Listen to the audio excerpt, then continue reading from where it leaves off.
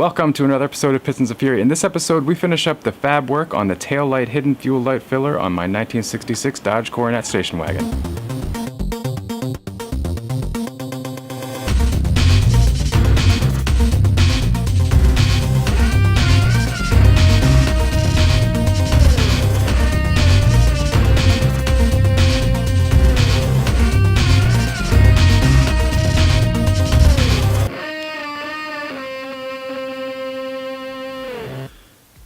Alright, so back in the shop, and we are back working on the LED tail light project. So just a quick update or recap as to where I am, and this is one of those projects where I'm just kind of figuring out as I go on camera. So this episode will probably be a little longer just because it's kind of spanned weeks and weeks, but I wanted to make sure I got it right. So where I am project iteration here is these are all my components.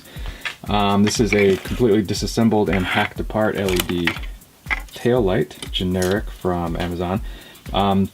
So the problem I ran into was that the back of this housing is larger than the shape here. You can see it's got this rounded top, doesn't quite fit in the hole. I didn't want to chop this piece up, so I started chopping this piece up because this was 20 bucks from Amazon or eBay, wherever I got it.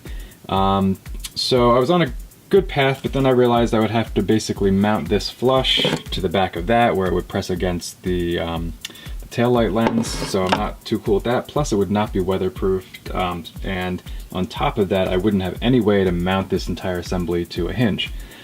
So where I am now is I'm back to the drawing board a little bit, but I basically decided I'm gonna clearance this so that basically the back of this light fits right in here. I'm going to leave these mount holes. They should be able to stay in place, and you know, I will be altering this piece, but you won't be able to see it outside of this chrome bezel. So basically this will still fit in here like that, and the idea is that it will just fold down, and that is how I will access my fuel filler. So yeah, that's what I'm going to be doing today. I'm just going to go through, and I've got this second tail light, so basically I'll have to order another set to replace the one that I hacked up, but that's okay because they're not too expensive.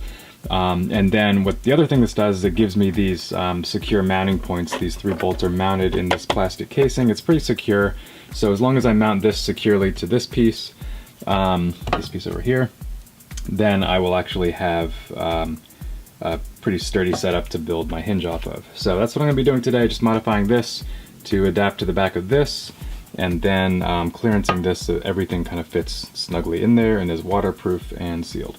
So yeah, just gonna get started on doing that.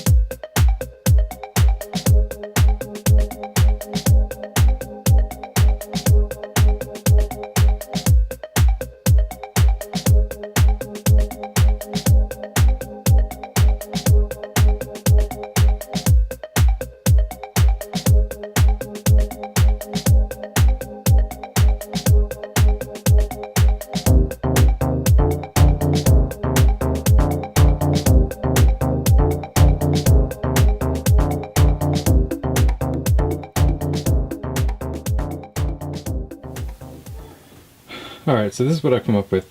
This basically simulates the hinge, which I'm now going to cut out of metal. But basically it attaches to the back of this, which will be epoxied or in some other way connected to the taillight itself. And then actually there's some handy casting marks which are on the back of this, you know, the taillight housing piece. Not the taillight housing, but the, I don't even know what you would call this thing. The part of the car the taillight sits in. Rear quarter panel extension, I believe is the correct name.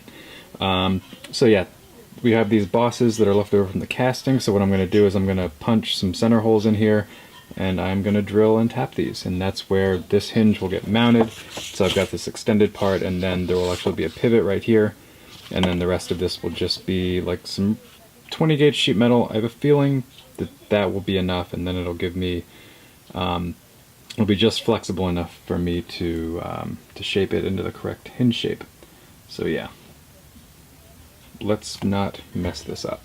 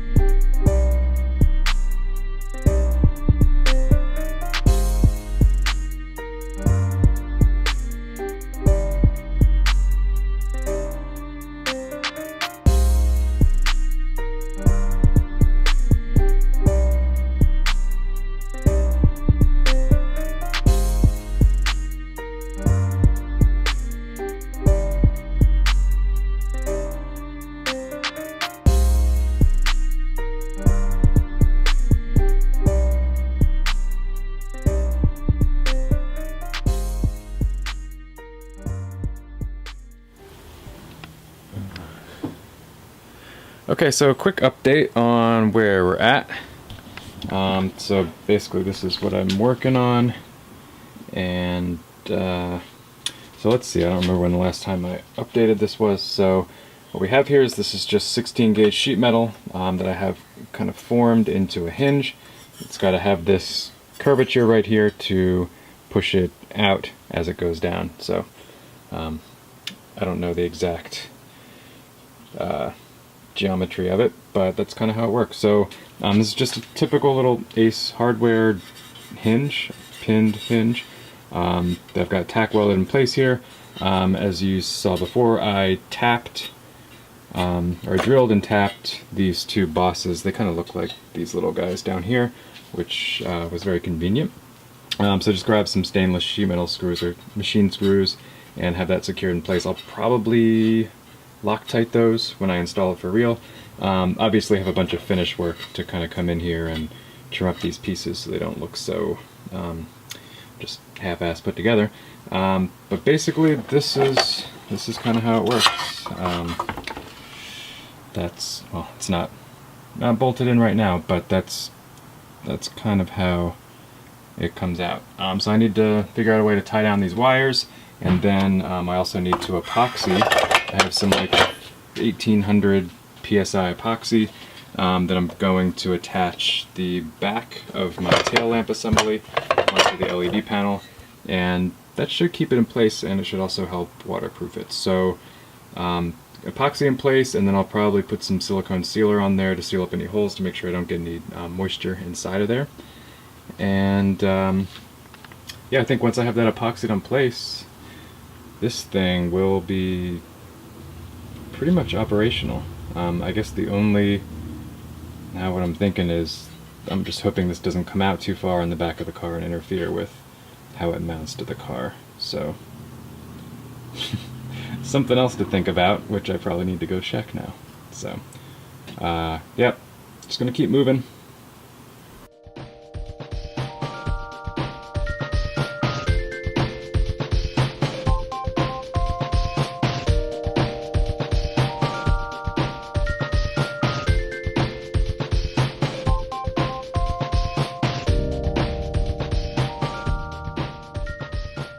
Alright, so here is close to the finished product. So got it all epoxied in place. Epoxy's not totally cured, but it's dry enough to handle, and it opens and closes smoothly. So like that's basically how it's gonna work. I'm gonna put this back on the tripod.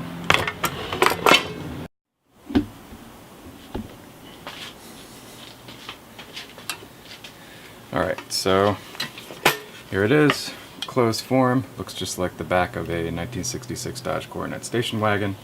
That is a long car name, by the way. From the side, you can see the hinge goes back here. Got it tacked in place. I'll finish weld, and then I'll come back and clean up all this metal back here so it doesn't look so hardware store. But yeah, got clean opening action. Only concern at this point is making sure that there's enough room for the gas filler pump nozzle thing to get all the way back here, but that's unfortunately it's something that we're just gonna have to find out at the gas station in some real world user testing. Yeah, so that's it, and I think that's probably it for this episode. I've got some clearancing to do on the back of the car. I'm gonna have to cut into the rear quarter a little bit. Yeah, so head's chopped off in video. Yeah, so anyway, that's where I'm at, but I'll come back and wrap up this whole thing.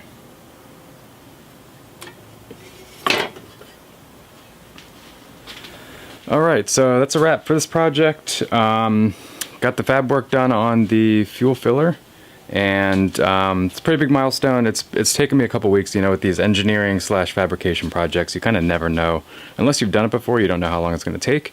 So super happy with the way it turned out. It opens, closes, there's no binding. Only thing, like I kind of just noted, only thing left is whether or not the fuel pump is actually going to fit in there. And I actually thought about buying a fuel pump off eBay, because they're actually not too expensive. I guess if if you've shut down a gas station or if you've driven away with one in your car, you own one of those and you can sell it on eBay. So I thought about buying one. I'm not going to though. So we're going to do some real world testing once I get this installed. So that'll kind of be the next thing, is the install of this. But I wanted to cap this series with just the fab work. So that part of it is done. So I haven't uploaded a video in a little bit, so I'm going to upload this, and the next episode will just be getting that put back together on the car. I am going to have to clearance a little bit back here on the end of my quarter panels, so kind of right in there, this area, let's see, like below, kind of below here. I just need room for my hinge, so there's nothing back there. I'm just gonna have to cut that. Hate cutting into cars, but sometimes it's got to be done. I mean, this is a full kind of custom mod anyway, but I do think it actually improves the car. So I'm actually not, I don't feel so bad about it, because the next owner, if it's not me, I hope it's me. Anyway, quarter panel's all clean. There will never be fuel sloshed down the side of that rear quarter panel ever again. And that was kind of the goal. So anyway, got some stuff coming up here. Getting close to being able to turn the car around in my garage and park it there for the long haul, which is the engine swap. I'm hoping to get that kicked off by the summer and then completed sometime in the fall, just because that's how things are going to go. Yeah, so anyway, that's what's coming up. I'm rambling at this point, so I'm going to cut it off. So thank you so much for watching, and I will see you guys in the next one very shortly, hopefully.